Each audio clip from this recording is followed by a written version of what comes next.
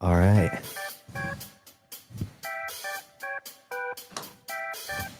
We're chilling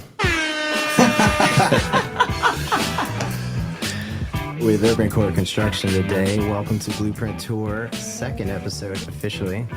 We actually set it up this time without too much of a hitch. On time. Nice job, guys. Let's see. That's what happened last time, Carter. That was muted, so we should be good this time. And we have a backup recording. So, thank you. Autographs at the end, please. We are here. Yeah? Yeah. We're here today with a Wawa professional. This is something I wanted to talk about because you brought it up, and Phil said you worked there for 9 years. Yeah. It was kind of a career I fell into accidentally during college, and just got kind of pulled into the Wawa ethos, and it was a great place to work. But yeah, after about 9 years of running a 24-hour-a-day, 365-day-a-year business, I decided to go into something a little less stressful, so I chose construction. Is it less stressful? I don't know. Is it? By a smidge. Yeah, tiny bit. Yeah, we get Sundays most of the time. So I know we're here to talk about coordination and construction, but I am curious. So when you started, what were you doing, and what was that career path like?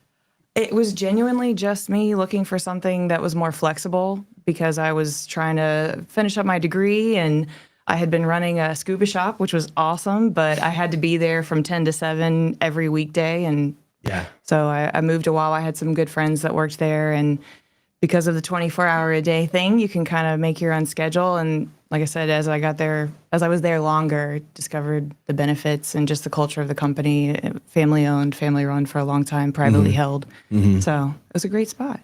So what brought you into? Was it like me, and you accidentally ended up in construction, or did you intentionally go into that career decision? It was a little bit of both. I grew up around residential construction. My dad was in house building, and my ex-husband has been in the construction industry in Richmond for a long time, working for GCs, and it was one of those things, especially during the pandemic. Right before the pandemic, I had made the move, but I hadn't really seen as much of kind of his day-to-day, and looking over his shoulder, the more I watched what he worked with every day and who he was working on with and the kind of projects they were working on, I thought that might be a good fit.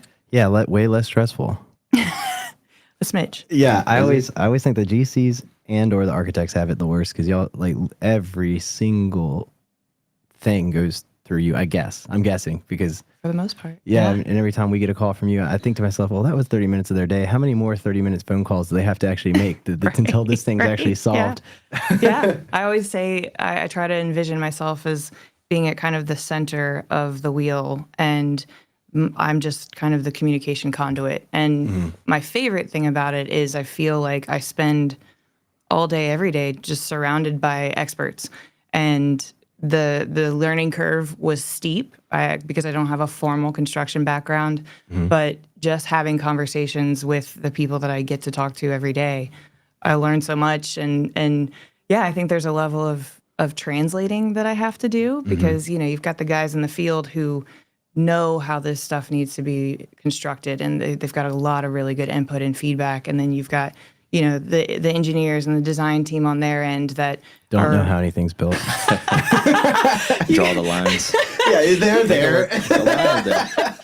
But it's just it genuinely takes everybody, and I love being in the center of that, and I genuinely appreciate people for all of their quirks and specialties, and I think that's the best part of my job, anyways, is helping people navigate that and bringing people together and solving problems, and then at the end we get to step back and look at dude, look at what we did, guys. This is awesome. We walked in here oh yeah, Right. It's here in real life. We're so digital in our world, which is part of the problem with engineers in general is not having that build con experience. I mean, we talk about this a lot in coordination, where the engineers. I always tell people that we're just stuck behind code and numbers all day, and everything just a weird theoretical thing, and we spend our entire career there.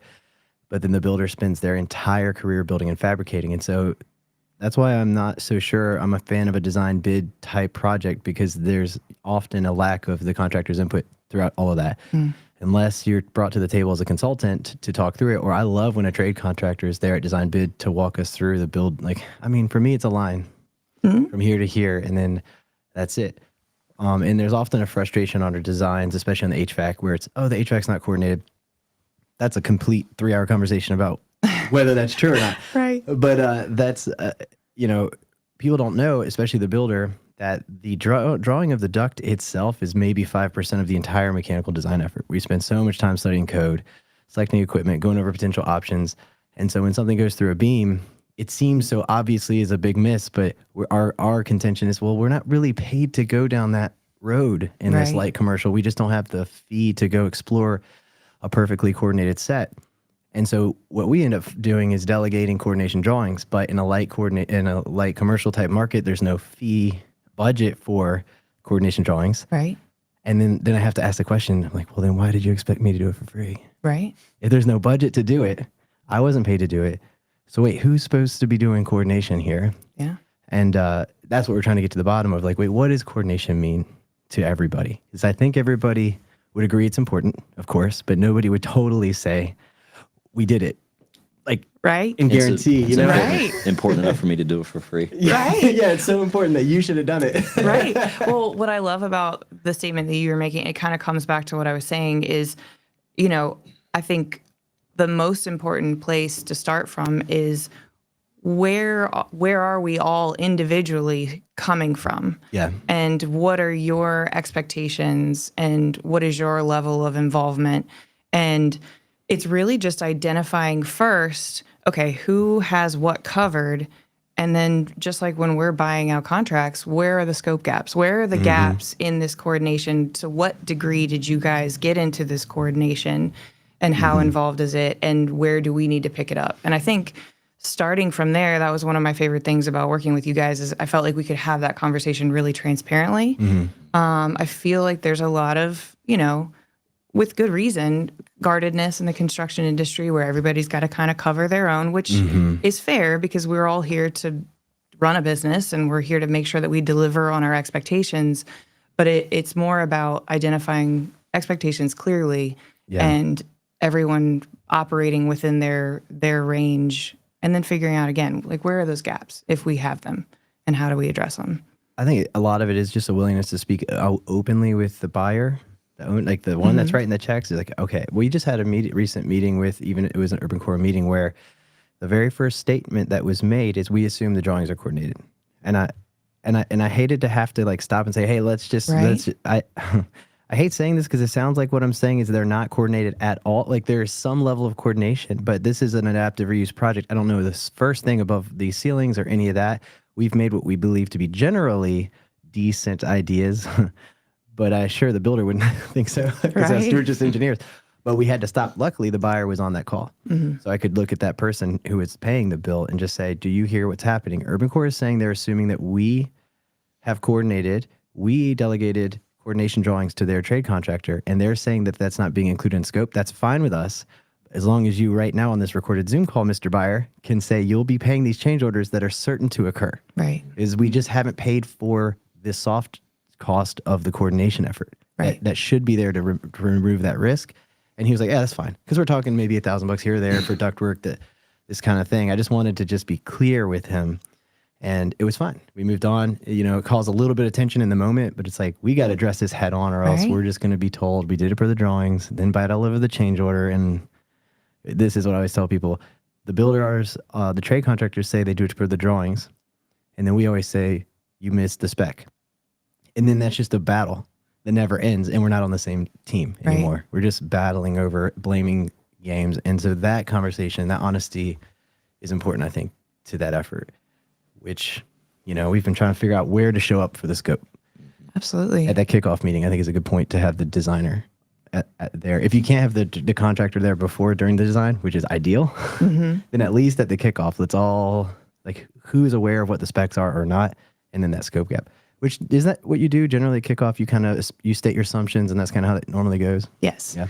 And I think that, to your point, those are the kind of conversations that can create a little bit of tension in a conversation, but better to have the uncomfortable conversation first and identify it ahead of it. Because, if we are rolling into rough-ins, or maybe we're rolling into demo, and again, to your point, it's an adaptive reuse. We don't know what's above the ceiling. Nobody does. Right. And I think, in my experience, even with owners, especially if you have a very construction savvy owner, or you have a owner's rep, just having that conversation ahead of time of where that risk lies and how much risk they are comfortable taking. And us as a team, from the builder side and the design team side, being able to really communicate what that risk looks like. And that's a hard thing to deliver in a neat package.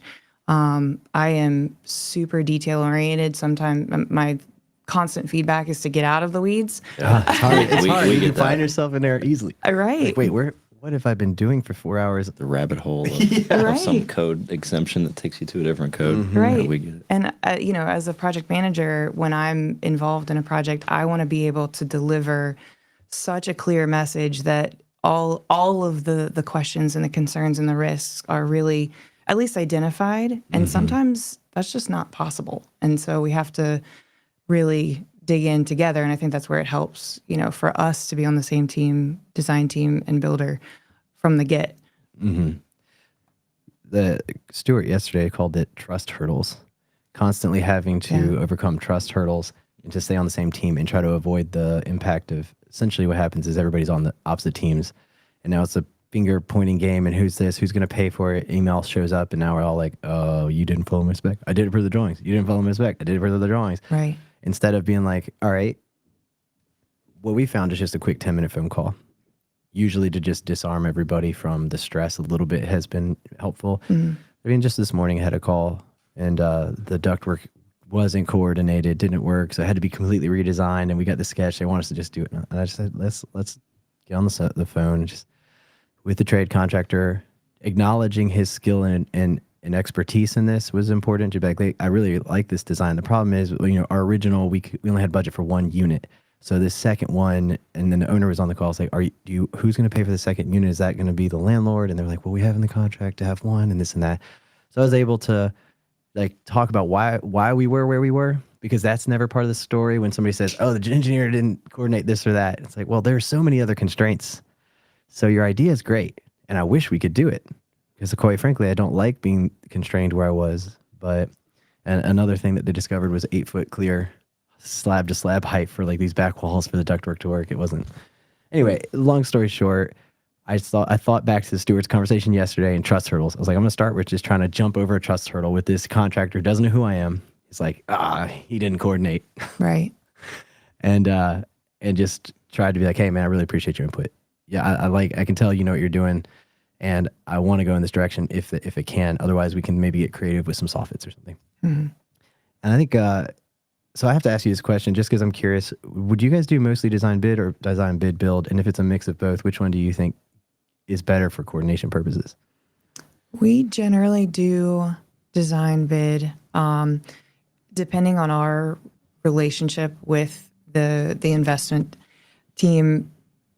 Kind of determines how involved we are on the front end with the design. We find, we're getting into a lot of these light tech projects, and, we have certain design teams that have come up with really creative details, really creative ways to solve these problems and address the issues that you're talking about, and being able to then share that information across projects and, just simple things, even just structural details, and how we essentially take our lessons learned in the field from similar projects and deliver that to you all, deliver that to the owners, and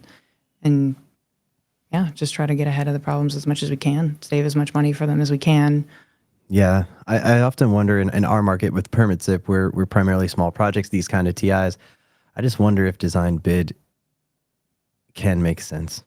Because maybe in larger projects, there's more of a budget for more design fee and more time to maybe do VDC or whatever it is. And in ours, it's always, there's no, they always ask us to make it as simple as possible on the scope. I was like, do you realize how much that's going to take out of our thought process? That never gets communicated down the road until it ends up in a contractor's hands. And then now it becomes nobody coordinated this thing. It's like, yes, you're right. And I'm not even going to say that you're not right about that. I just have to say that nobody was paid to do it. Right. I was paid to do load calcs, equipment selection, and kind of draw generally what's going on. That's that market though. So for design, with a design build, like with Evans Construction, we work with them a lot. It's a lot more friendly. Like they kind of want it minimalist anyways. And then we'll be collaborating throughout the build itself and just dealing with it. And we know the contractors before they get awarded, and it's a lot more trust. There's a lot more trust from the get-go. Right. When we go design bid, it's just kind of destined for failure to start that way because there's going to be issues with it. There's not the budget to make sure there wasn't. And then it just gets out of hand real quick, at least in my experience. What do you think? Yeah, it turns into like a finger pointing match really quick. And a lot of times the first time we hear from the contractors, like an RFI for a change order or something, we prefer to do it up front. But a lot of times with design bid build, it just doesn't work that way. Yeah. But I mean, so on those projects, when you're bidding, you have the full design set. Are those larger projects, bigger buildings, that kind of thing? Typically, yes. Yeah, that makes sense. There's more fee for it. There's more need for a lot more thought. Right. Whereas like a TI, just kind of crank it out sort of thing, and they need to make sure we're not violating the code or doesn't burn down or something like that. Right.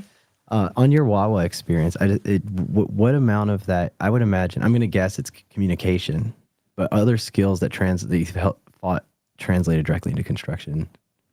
Definitely communication, organization, really being able to elevate your perspective beyond the latest thing that's on fire, right? Mm-hmm. Because ultimately, to your point, our goal is to build this building and to finish the project in such a way that everyone is maybe not happy, but everybody, it's we've been fair to all parties. Mm-hmm. And the other thing I love about construction and that I love about Richmond is a small industry and it's a small town. Mm-hmm. Ultimately we're all going to end up working with each other again. Yeah. And so the most important thing is to maintain those relationships, to maintain your integrity, to be able to look at the big picture and see, okay, this is a real problem, right? Yeah. And it sucks. There are so many hard conversations that I didn't even realize until I took the time to reflect when I had some external input from a friend that has no knowledge of the construction industry. Yeah. I would just made, 3 or 4 back-to-back phone calls and she was like, my gosh, is that every day? And we're talking big dollar figures. We're talking things that are contentious. We're talking contracts. And, it is stressful. And it is the kind of thing that can devolve quickly into finger pointing. But that serves no one, ultimately. Yeah. And I feel that without wasting anyone's time, the more people you can bring to the table to share their knowledge and expertise to solve those problems when they come up, it gives you more buy-in to the solution because everybody is on board or at least has had the opportunity to voice their concerns. Yeah. It generally will help shake out the easiest or fastest or least costly solution. Yeah. And then again, you've got that triangle of what's simple, what's cost effective, what's quick. Mm-hmm. And then you go to your owner and you say, show them that picture. You really can't have all three. Yeah. Pick 2 of them. In this situation, what do you want? And then being able from our side and your side to deliver that message in a way where the owner really understands the choice that they're making. Yeah. We talked about this yesterday. Research that we've read about construction risk. It was a study written by some PhD candidate in China of 40 construction projects in China. They looked at a way to categorize different risks, like government influence or knowledge of the practitioner and all these other things, major categories and minor categories. There's 20 some odd categories, and there's 40 projects that they had all the data for. They were completed. They used AI, a 2-dimensional neural network, to feed it with 30 of those projects, all the inputs and outputs from the results. And they were predicting how much it would be delayed and how much it would overrun in cost. And then for the next 10 of those 40, they used AI to predict, and it did so accurately and alarmingly accurate the way it was predicting. But it was looking at each of these projects like risk factors from other professionals they could evaluate. Well, this team was maybe not best or didn't have experience, or this one had some pipeline close or whatever. Plugged it in, the AI predicted it. But the results were one of the most predictive, or one of the risk factors that were had the most sensitivity in predicting or influencing risk was the team's knowledge, their experience in the thing they were building or designing. And that really clicked with me. I'm like, oh, wow. So instead of trying to force the contractor or the builder to draw coordination drawings, all these things they don't have budget for, what if I just said, don't hire that one? They've never built a pizza place before, but this guy, he's $40,000 more, but he's built 15. Yeah. This one's going to end up with $100,000 of change orders. This one's probably going to be on the money. Absolutely. Yeah. And then creating the space intentionally to provide, to pull that information out. Yeah. And to really, just bring those people to the table to share their expertise is everything. Yeah. Yeah. The trust hurdles and getting everybody comfortable with sharing. And man, you've been in the industry, you know how it is, everybody. Like Carter said, usually we hear from the contractors only when there's a change order. It's like, why weren't we?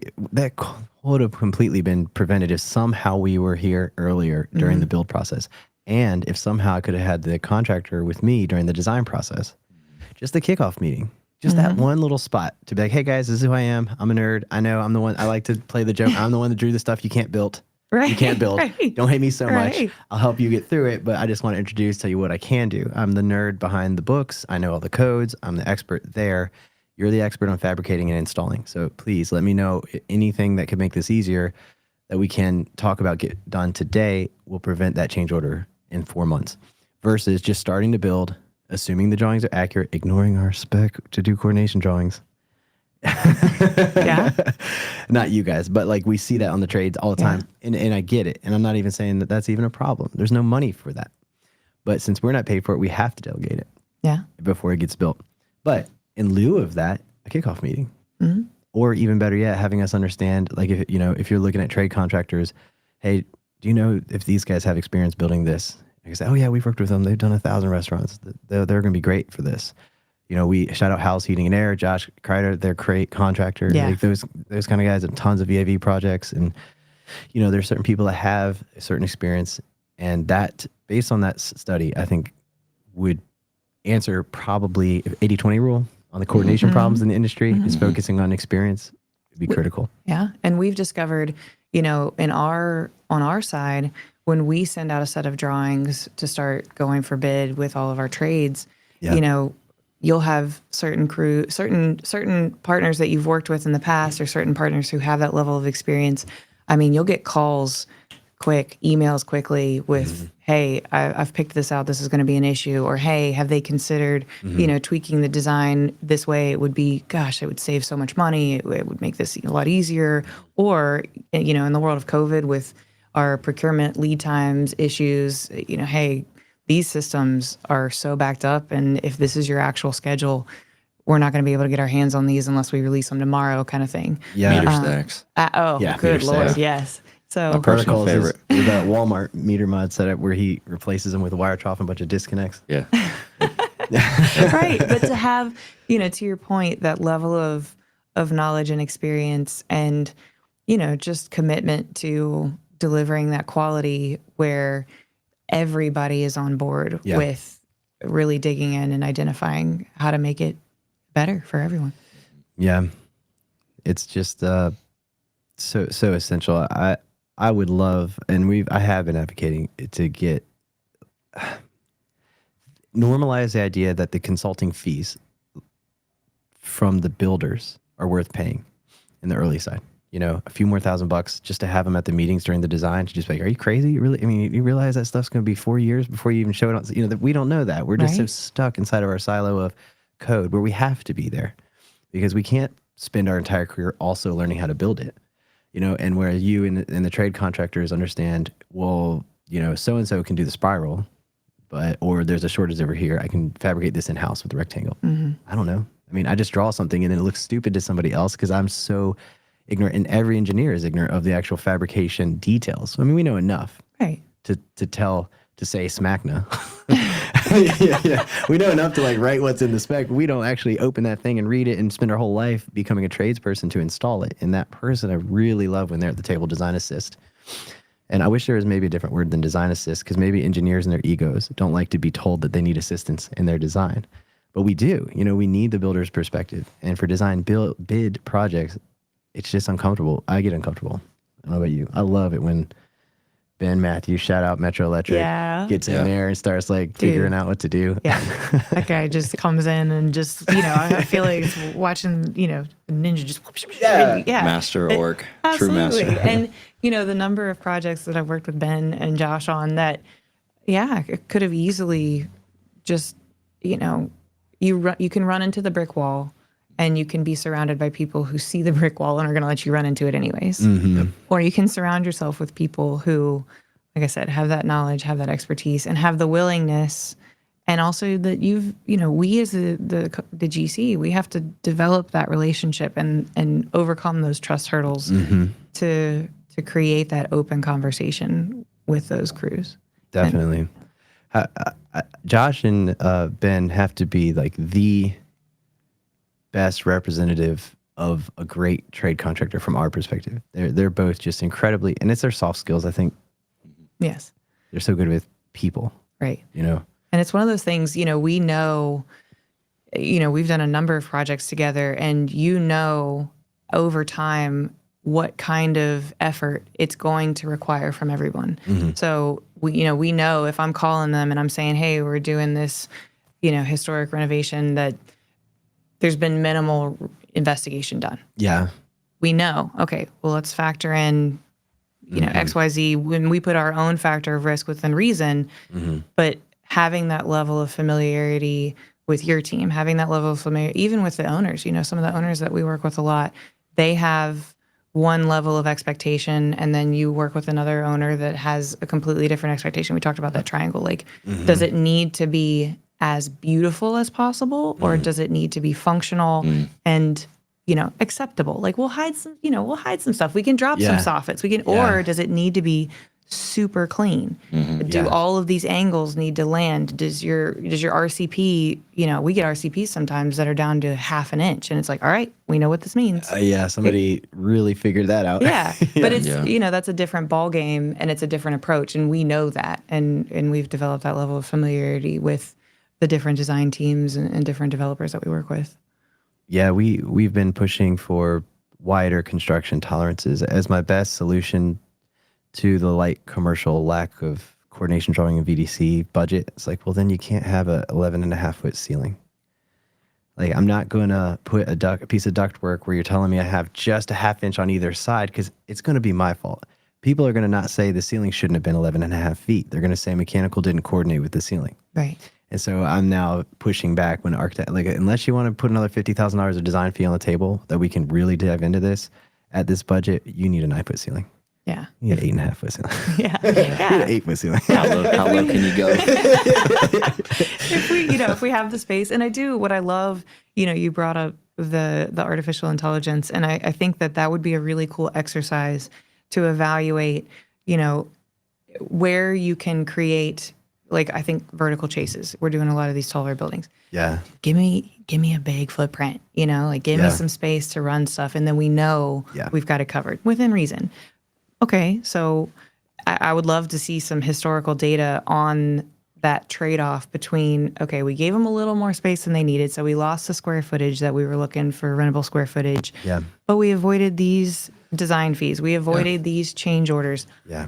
Who knows? And that could be going way down a rabbit hole. But it would just be interested to see, where is that threshold? Mm-hmm. Because, if you can give a little bit of extra space without sacrificing the overall design intent. Yeah. I learned that from a structural engineer. I was in Moscow doing embassies. I used to design U.S. embassies, and it was cool. It was fun, great job. But we were there, and he said, if you want a 6-inch beam, give me 6 months. If you need it by tomorrow, it's a 20-foot wide beam. I was a junior at the time, so I didn't really kind of get it, but now I totally get what he's after. It's if you want me to tell you how big this electrical room is, it'll be this conference room times 2. Yeah. Yeah. If you want it to be a tiny little closet with a couple doors, all right, we got to figure out, we got to basically engineer the whole thing. I need a lot more money, a lot more time. Yeah. But in the commercial world, light commercial, or small projects as we call them, they rather time be shorter. That's the value. Mm. Yeah. And they want quality, but they just can't, quite frankly, they just can't afford it unless you're Facebook's whatever, and you don't care. You're just going to throw all the money out of the office. Right. So lighting packages are usually the first up for or for the chopping block, that kind of stuff. And then people come at the HVAC and it's over-engineered. I'm like, okay. Have you ever been in an under-engineered building? Yeah, and that's a fine line. I'm so glad you said that. Yep. Yeah. And often for us to kind of riff on the nerdy part of the HVAC, it's not necessarily just direct comfort. It's the moisture level. When you take features, we don't call it value engineering. That's a cuss word at Permazit. We say feature reduction. So when you take these features out, you're going to lose features. Just like, you go from a Porsche to a Geo Metro. What do you expect? Right. You're not going to be able to accelerate to 60 miles an hour in less than 4 hours. It's just the case that when you reduce the features of HVAC, you lose the moisture removal feature. Generally, that's mostly what happens. Oh, DOAS, I can't have that. Like, all right, we'll get ready to feel cold and damp. Right. Get ready for in the summertime. When you open up your copier machine, all your paper is stuck together because you can't remove moisture. I always tell people, it's not illegal to be uncomfortable. You can't sue me for being uncomfortable. It's your decision. Right. But do you really want to be here for 20 years with the wrong mechanical equipment? What about this wall with grass all over it? Can you maybe put that in next year? Right. Once it's built, or the lighting package. That's the easy one to get to go after, but you can't go too cheap with that. I totally get that. Like lighting, that dimming quality being poor. Yeah, you want to tell your noisy horror story about the 0 to 10 dimmer? Yeah, if you don't use the right dimming, if you do phase dimming, the lights, you maybe have heard them before, they'll hum. Like, I did that to myself in my own office, and I was like, oh, that sucks. Like, oh no. Yeah, I went for a $10 switch instead of the $100 one. Should have had Ben review my stuff. Yeah, where was Ben Matthews? Yeah. Man, he's so good. Him and Josh, very creative people. They get ahead of it. Like I think you've mentioned, there's one type of person that you might work with that'll let you run into that wall. Is they're like looking at that wall, ready for it to be their opportunity. Yep. And then there's one that won't let that happen. Yeah. And Ben's that way. Yeah. And I find that it's very rare. But again, going back to trust and relationships, if we don't have a relationship with somebody, if we've never done a project with them before, and they don't know the depth to which we like to get involved and we like to problem solve. And, we work with repeat customers all the time. We work with similar design teams. We work with similar trade partners. And, once you develop that level of rapport, it is a very different conversation. But somebody who's never worked with us before is not familiar. They have their sort of, their understanding. And I think that the construction industry by nature can be very rigid. Yeah. And there's a lot of good that comes from that. And it's good to know, like I said, to really clearly understand where those boundaries are, what the expectations are, what the language is. And, there's nothing wrong with starting from black and white, but our job is then as a team to interpret beyond that. And again, find those potential bogeys and work together. And to your point, talking about bringing in people as early as possible, the more people who are involved with different perspectives, because I like to think of everything in life is this microphone, and I'm seeing it from here, you're seeing it from there, the camera has it from here. And if either one of us were to draw a 2D view, they would all be right, but they would all be wrong. Yeah, don't even get me started on the fourth I was just dimension. About to say, if you get him started, he'll get to talk about physics the Big Bang. The multiverse, we're different dimensions. Schrodinger equation. Exactly. But I love that. 4 hours.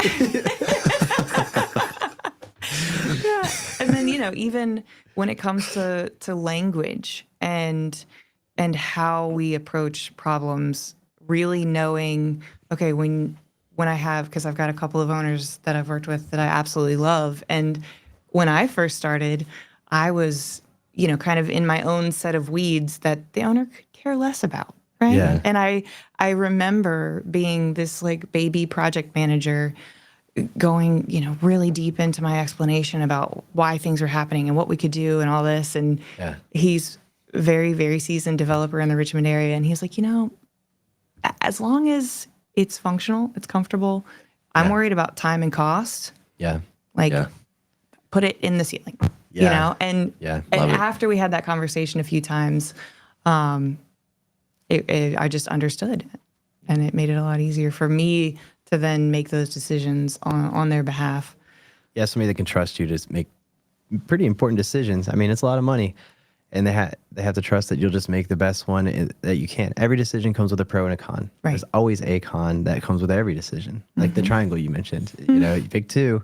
Right. You know, and somebody that knows that and appreciates and respects that as a professional with what you know and what your contractors that you sub with know. That's all makes all the difference. Stuart was talking about this yesterday. He works a lot with religious facilities, and so those are the type of owner that don't do this all the time. And so some of them are like franchise religious facilities that they do, and others are just the first time. And so it's kind of like being, I don't know, a photographer for a wedding. You know, man, that would not be something I would want to do. Or like a caterer for like wedding, where it's like that first time for those people, and it's hopefully the only time. Right. Maybe the second, third time, but it's right. still not like fun for the vendor. Be like, sorry, I messed this one tiny little detail up, but like this happens. Whereas seasoned developers or seasoned builders, they know this stuff happens. They get through it. The contingency is there for a reason. That this you can't perfectly execute it. But the first time developer or builder with like a church as an owner, not to throw any churches under the bus, it just comes with the territory. And that is specifically from that study I was telling you, was another risk, a major risk factor is the experience of the owner, not just the trade contractors. Yeah. And that's something, you know, as a general contractor working directly with these owners, I try to put myself in that position every time. And every time I just get completely overwhelmed because there are so many factors beyond even just the building. Yeah. You know, it is when they need to have this thing turned over, when they need to have this thing occupied, if they're going for tax credits, if they're, and so I understand that our role, we're just playing a small role in this greater vision. And especially as we're moving into the affordable housing market, you know, we are creating a market in the Richmond area that is completely, totally underserved. And so the vision and the level that these people that we're partnering with are operating from, it's a completely different plane. And so figuring out, you know, how to deliver those messages, how to filter it, how to work through and problem solve to the best of our ability on our end, and really tell the story of what's happening with their building, what's happening with their project, why has this happened, how best to approach it. You know, that delivery is huge because, you know, there are times where it's bad news or it's tough pills to swallow. And yeah, we've been trying to figure out how do you know, because as you scale and you grow and your company grows, and like, how do you train people to have those skills, especially as engineers? We don't have like, you know, I remember the scene in my head of being in the computer room in the business school at VCU. Everybody's cool. It's roughly equivalently represented by male and female.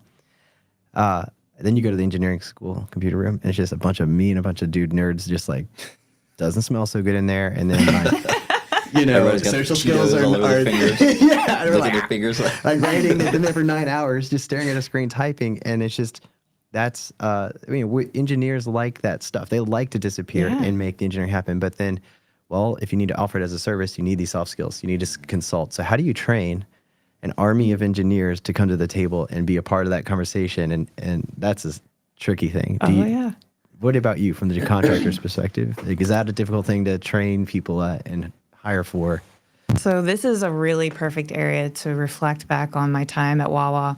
I moved 19 times to 19 different stores. Yes, over 9.5 years. Oh my gosh. Yeah. I wouldn't say I was like a fixer, but basically I would go into these stores that were struggling.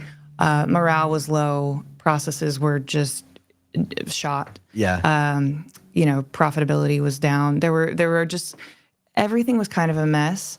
And I would come in and basically try to pull everything back together. And when I started, I was young and stupid and aggressive. And gosh, the number of times I've run into people that I've worked with and for in the past and been like, I am so sorry. Like, hey, I was about that. I'm different, I promise. I was, yeah.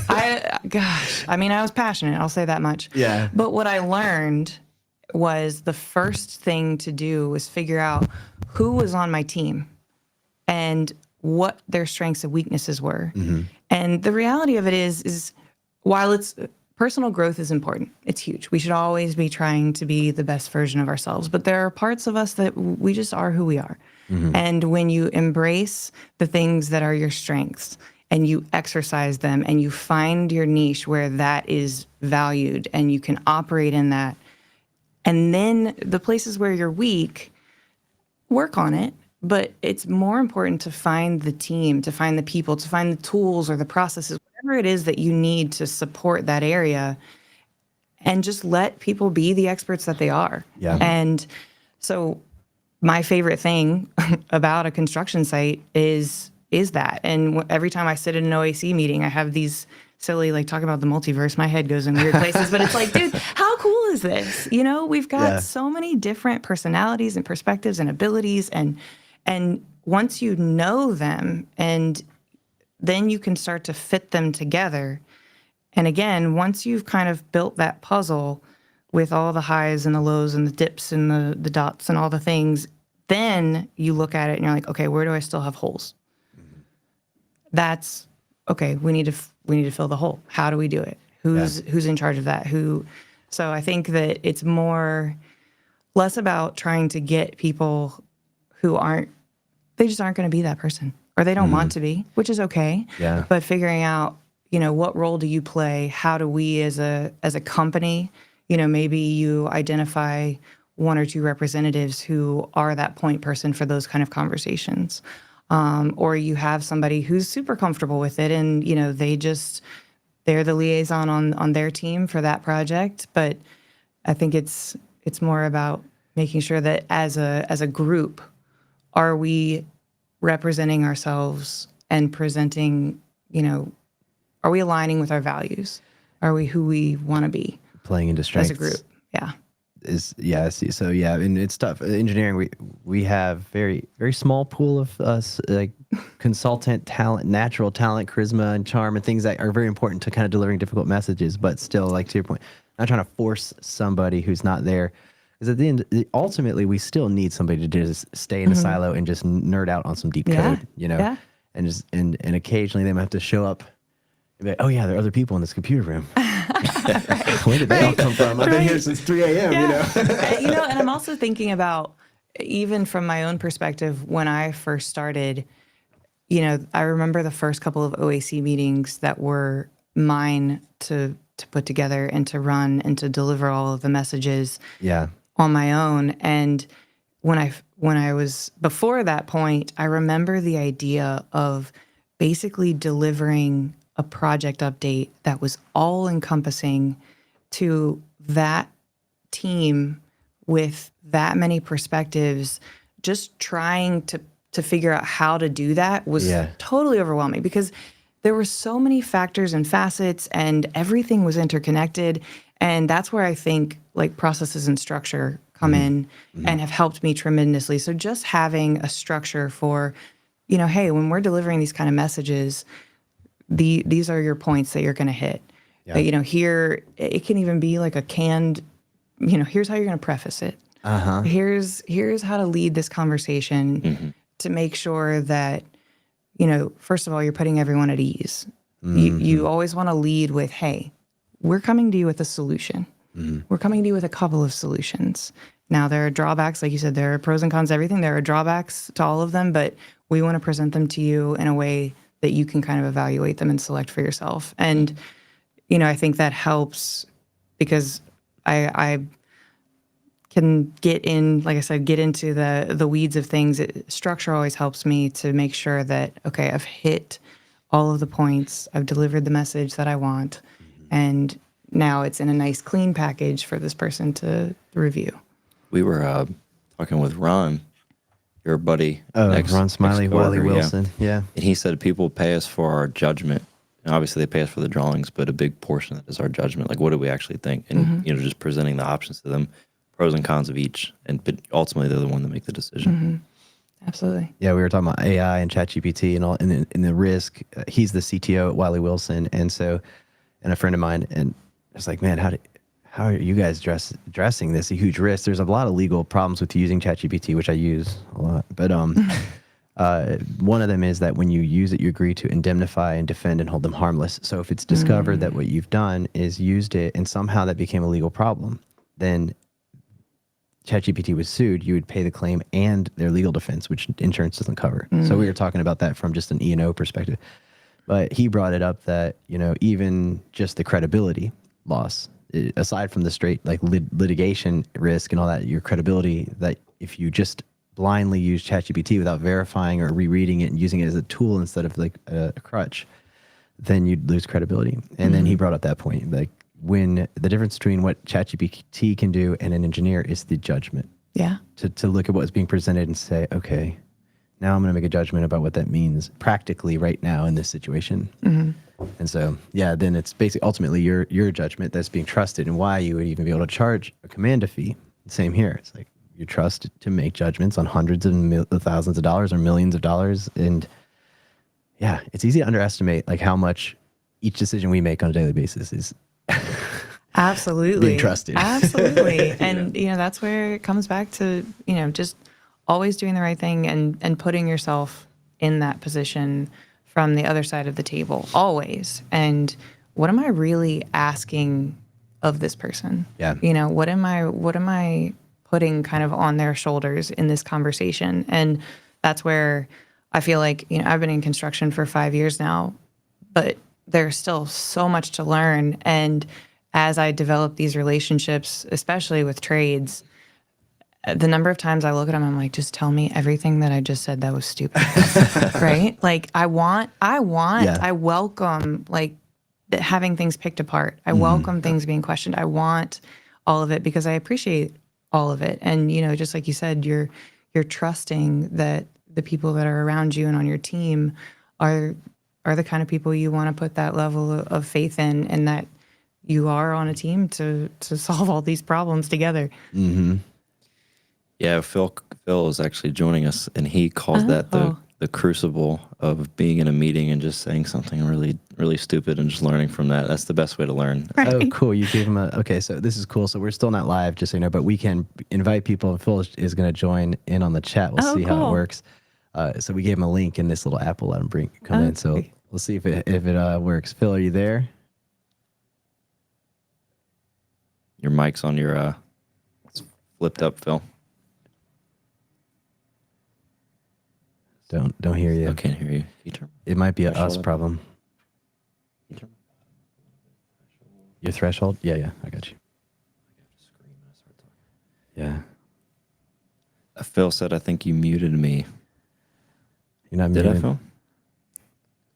We wanted you to feel invited, but yeah, now you're just rejected. Yeah. It might be the mix. Yeah, sorry, Phil. Looks like we're having some audio issues, so we'll talk to you later. you can text the guys questions. Output. Let me try something real quick on my side, Phil, that might fix it. We streamed for an hour yesterday, and the first 30 minutes were muted. Oh, no. Yeah, it was awesome. Oh. Yep. It was fun. It's a learning curve, man. Yeah. We did attempt 5 live streams yet last week to just get prepared for this, to see what could possibly we screw up.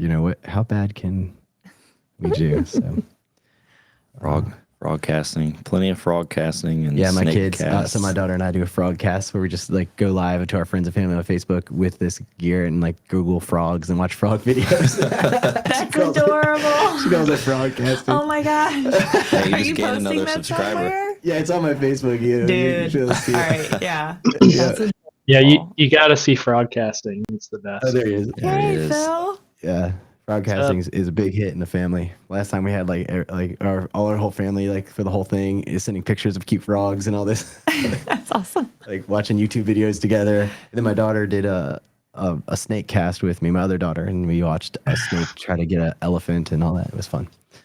Ooh. So Phil's here. Phil, welcome to the call. They opened the big screen, Phil. Yeah. Yeah, I'm on the big How you screen. doing, brother? You can't see him, I'm but we good. can see him here. Oh, This nice. is just the signal from here. I can imagine your headshot, Phil. Yeah. He's wearing a red button up. We were talking Nice about jacket. how most problems in coordination are revolve around you. That's why I called in. I just wanted to apologize to everybody. Yeah, do you have Construction anything to say for yourself, Phil? Yeah. Yeah. What do you have to say Sorry, for I caused yourself? all that. Sorry, I caused all those problems. No, I was gonna say I remember when I first started, because I came into the industry from, we always joke about it, but I basically was just like trimming hedges and mowing lawns before this. I didn't have any experience in it. And in that job, I was mostly just hanging out by myself, didn't really answer to anybody, Yeah. running around, pulling weeds, picking up trash. That was my job before this. So then coming into it, anytime I would get a call, it was extremely intimidating at first. Just the idea of communicating with anybody about their particular project was extremely intimidating. And usually I would feel like, this person's probably pissed off at me for some reason. Mm-hmm. I'm in trouble now. Yeah. So I would honestly be really intimidated to engage in those. But the obviously where we're at right now is the more communication, the better. It Absolutely. only makes it work better. And even if somebody starts out in a frustrated place with you, like I know it doesn't mean that you're gonna be like, you're not in danger. That's what I have to Right. tell myself. You're not in Yeah. danger right now. It's just that you have to talk through it with them. You have to figure out a path forward, and like, um, you know, really the only way to ensure that you don't get those angry phone calls and stuff like that is to have built the relationship with people in the first place. Because Yeah. then, they don't assume that you're just screwing around. They assume, well, I just need to have a conversation with the person who knows what's going on here. And then that's how it's approached, rather than people calling just being angry at you, or having to be afraid, like, oh, well, if I pick up this phone, I'm gonna get hollered at, and I don't like being hollered at. Yeah. Yeah. you know, No, I always Maybe the problem will go away. yeah, this industry is not a place if you're not big on personal accountability Oh yeah. and being able, number one, to hold yourself accountable and to own up to your mistakes, because there will be mistakes, and then have the humility, the humility to be able to work through it. Mm-hmm. Yep. And yeah, and then ultimately kind of just trusting yourself and being able to ask yourself that question in the midst of every process and every decision you're making is, okay, what's driving me here, and being honest and making sure that you keep yourself in check and you're keeping your team in check. Like, okay, why are we doing what we're doing? And what is the foundation of this decision? And I started off early on talking about how I love construction, and especially in Richmond, because it's such a small industry in such a small town. I feel that we're like 2 degrees of separation around here, not 7. Yeah. And everybody knows everybody. yeah, so ultimately, you have to be willing to own those mistakes and learn from them, and yeah, build that relationship where people know that they can trust that even if you've made a mistake, even if we've missed something or something that miscommunicated, that we're going to resolve it. We're going to own the pieces of it that are ours to fix. Yeah. And carry on. That's why I really love being part of that kickoff meeting, because it's just making it, it's our opportunity as a designer to even outline to the builders team to say, do you guys know this is how we approach the design? Yeah. Like we do not know. We just did a revision recently for a religious project with Stuart, and just talking to him on the podcast about it, like, just so you know, this is kind of accurate. Like, we're going into this working together, and as you start taking the walls down, I mean, otherwise you're going to have to, it's going to be $30,000 of extra fees for me to just figure all this out. But when you're just moving a duct here, let's not do that. Let's just deal with those problems as they come, because it's not worth spending the money otherwise. And just letting the people know what is obviously gray area. Right. There's a lot of great area. Right. In adaptive reuse, especially. Yeah. And people kind of have an expectation, that it's just or it's reasonable to assume that it's coordinated from your perspective. Otherwise, how can you price it? How can you even put something to it? Right.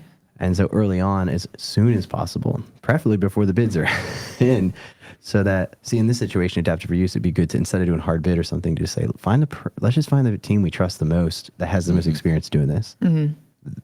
There's going to be some play. They can only do so much to price it, and then I can go to bat for the trade contractor in that situation and say, you can't expect them to be but so accurate here. Until we start taking these walls down, we really don't know yet. So be ready, unless you really want me to take a hammer out and start taking walls apart, and I won't be able to do that well. I'll screw up some walls. Yeah. Yeah. And I think being able to advise the owner, or have an owner that is aware enough, comfortable enough to know what contingency to carry on their side for the level of risk that they're assuming. And that can also be a shot in the dark, but that's a huge piece. That would be some AI fun to figure out how can we get better contingency predictions based on what's being paid for in the soft cost side. Yeah, absolutely. You're not investing in this soft cost, and that's going to directly impact how much contingency you need. Yeah. But maybe the impact on, like, let's just say it as easy numbers. And these are real numbers. We got paid for just mechanical in a 3-story building, just mechanical, $80,000 to do the VDC. Mm-hmm. The engineering would have been like 30 or 40 for that same building for all 3 trades. So it's twice the fee for one discipline to do that much coordination. Mm-hmm. It's enormous amount of constant effort, and you don't want to just pay a modeler. You kind of need a professional to be drafting this stuff. You can't just delegate it. It's very expensive. So is this $80,000, which will help prevent the change orders, going to be less than the change orders it's going to be preventing? Right. Or will you just say, $40,000 in change orders or $79,000 in change orders is better because now we get the time. Right. Now we can start cooking and just get used to the fact that, pay $80,000 in change orders instead. Mm-hmm. Just be okay with that. Mm-hmm. But you can't tell me that you don't want to pay me for the skill, for the coordination effort, and then blame me for it being not coordinated, which happens to us as engineers, which is why this is the theme. Having the perspective from the GC and I can't wait to talk to a trade contractor about this. We did with Vortex, the fabricator, about the same thing, because they're using our little drawings for takeoff. And we're like, okay, all right, maybe we should talk about that. Right. It's not just our drawings. I had to observe there the other day, and he was using another engineer set their drawings. Yeah. To the pages. And they're great, great company, but like that disconnect of what to expect in our drawings. It's just as simple as saying, oh, no. Don't use our drawings directly. These are on the first note, the first page. Right. It says generally laid out, Yeah. and not shop drawing ready. Yeah. And so, but then it's right to expect it to be at least somewhat coordinated. So we asked that to Kurt, and I ask it to you. How much should be what's the amount of right coordination for an engineer to you and your side?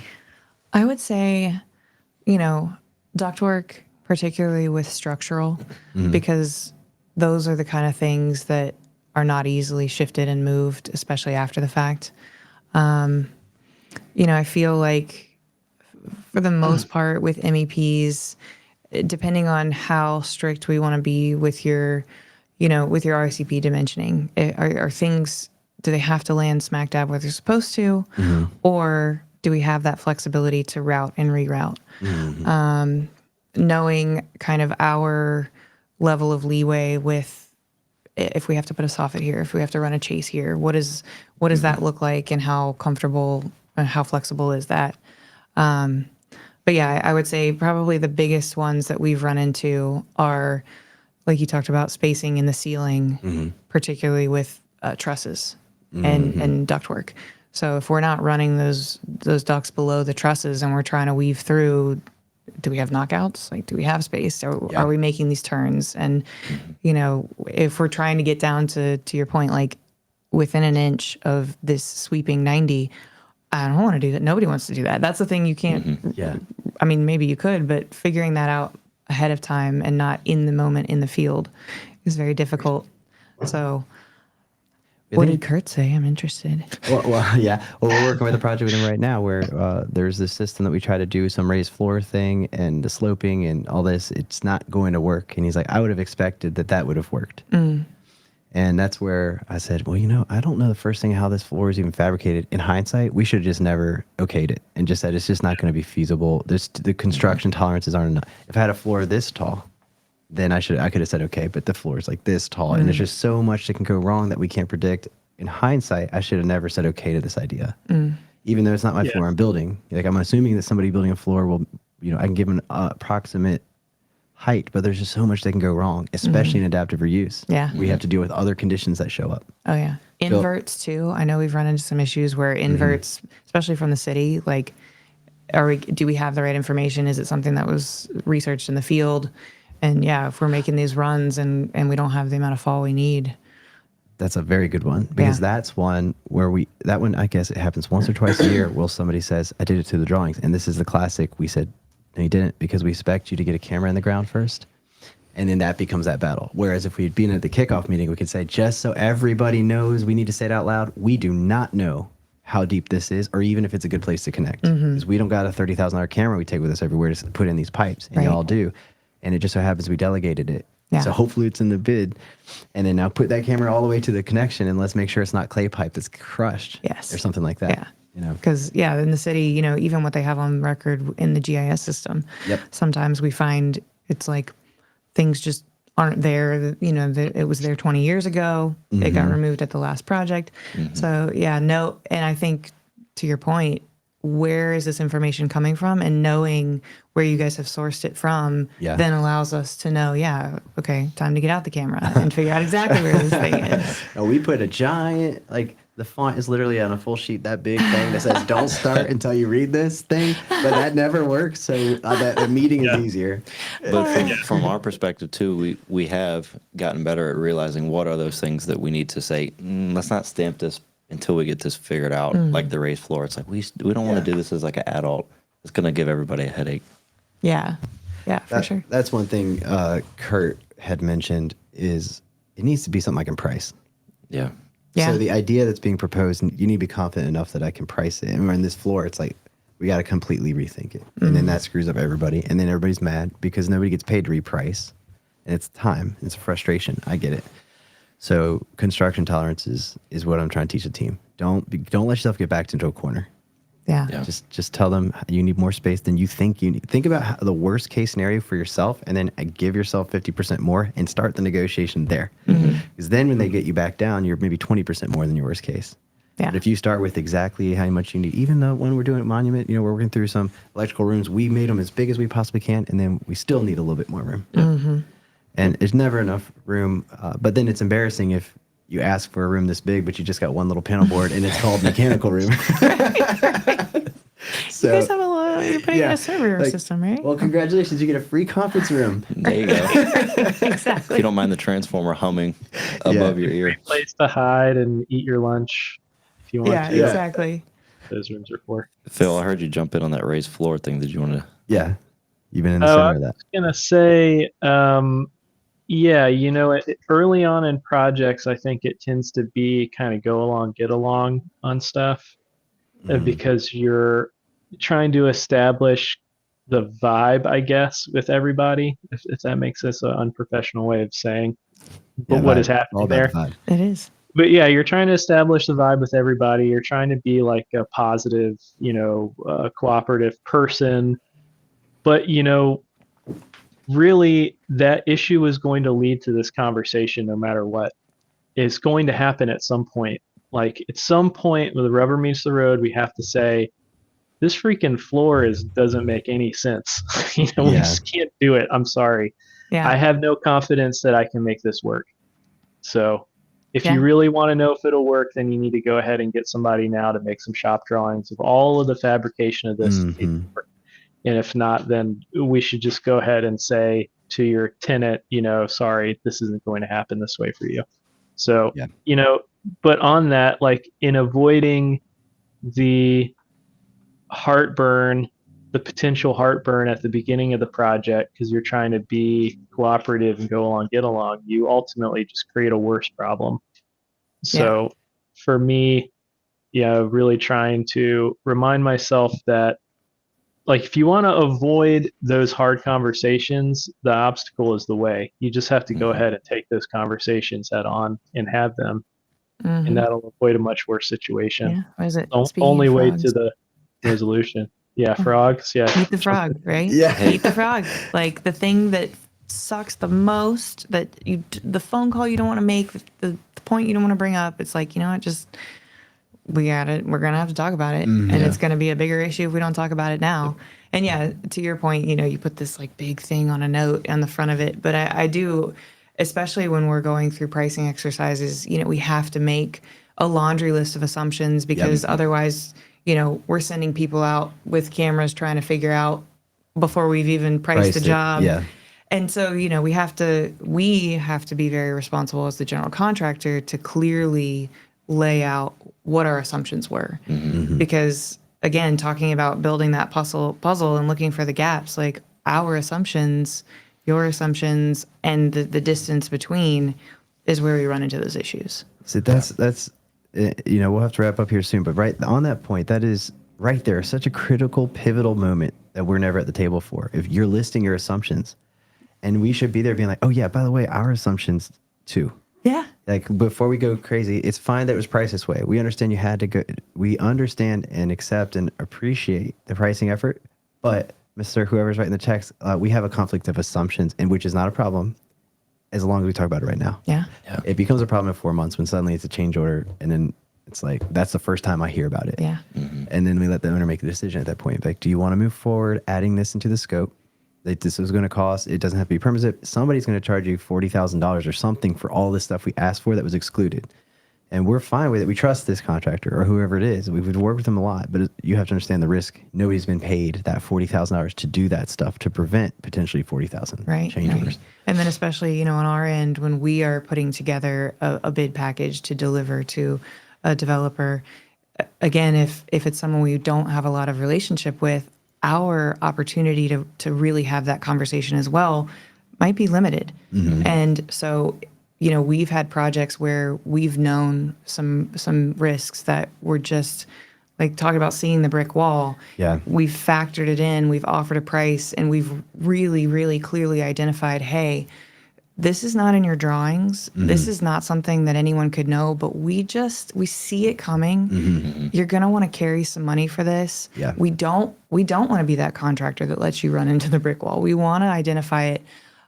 But so often what happens is they see this big number that nobody else has carried and they balk.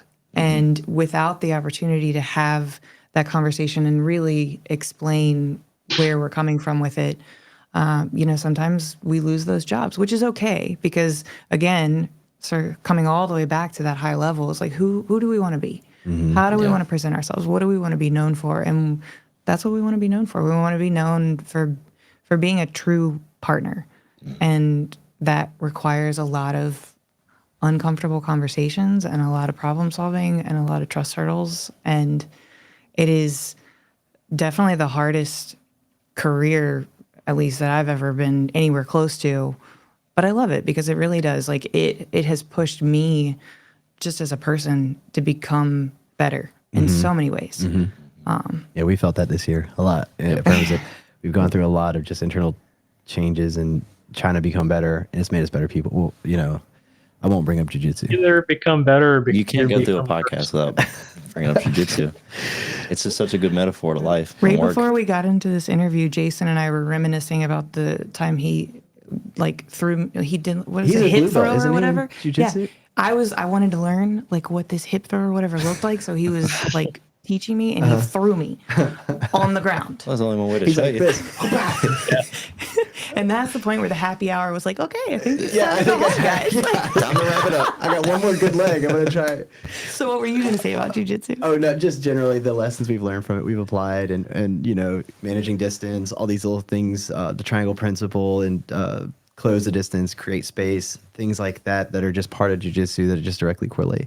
But we have this, talk about systems and processes. We have now like this 10 commandments list that we occasionally will take something off and replace it with something. But at the very top of that list, we talked about yesterday with Stuart, is assume no malice. It's so easy to assume somebody's being something that you're just completely misreading. And if you start there, then you're guaranteed to just not get past that trust hurdle. And it takes a lot of effort and deliberate effort not. Yeah, I genuinely believe that all people want to do a good job. All people want to develop those relationships. All people want to be successful in a way that is magnanimous, where we are out here building for the larger picture. And I think where you come into conflict most often, it's just misunderstandings and assumptions more than anything else. And so that's kind of our job, is to try to power through as many of them as possible. Yeah. Get them cleared up and move on. Yeah. In the least stressful industry in the world. Second to Wawa. Second to Wawa. All right. Well, for that, I'm going to give us our outro music. Thank you so much for joining us. It's been a lot of fun. It has been. Thanks, guys. Next time, we should totally set up in that cool area where you guys have. I think that would be a cool Our lunch spot. vibe. Yeah. So anyway, we'll see you next time. This is number 2, Finished Success. We had no technical difficulties this time. We also didn't go live, so Thank you maybe guys that's for why. that. Thank you guys. Thanks, Ashley. I appreciate you.